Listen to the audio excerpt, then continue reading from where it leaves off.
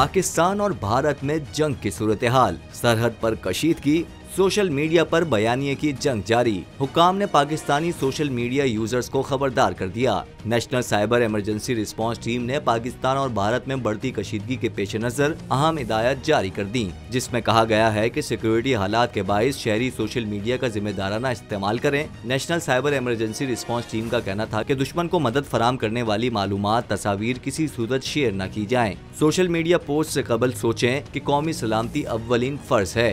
गुज़िश्ता रोज मुमकिना भारतीय साइबर हमलों से बचाव के हवाले से साइबर इमरजेंसी रिस्पांस टीम ने अलर्ट जारी किया था, जिसमें शहरियों को सोशल मीडिया पर गैर तस्दीक शुदा मालूमात फैलाने से इज्तनाब करने की अपील की थी।